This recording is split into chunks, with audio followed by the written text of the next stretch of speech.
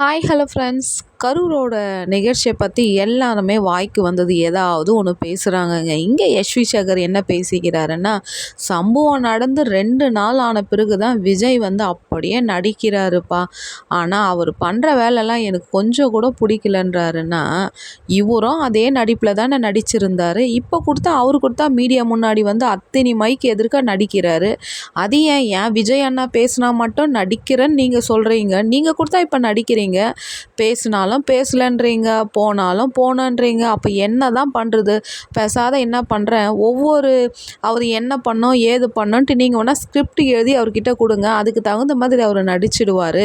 ஏன்னா அவர் 1008 ஸ்கிரிப்டை நடிச்சிருக்கிறாரு, 1008 படம் நடிச்சிருக்கிறாரு. அவருக்கு டைரக்டரெல்லாம் நீங்கள் கற்றுக் கொடுக்காதீங்க சார்.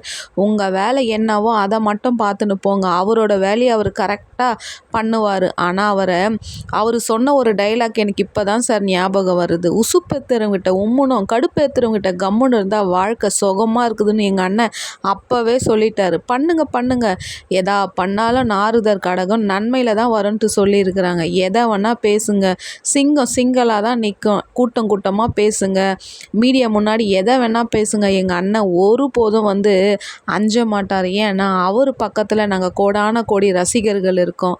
அவர் எங்கே விழுந்தாலும் நாங்கள் தூக்கி நிற்க வைப்போம் எங்கள் விஜய் அண்ணாக்கு சப்போர்ட்டாக. Thank you all friends.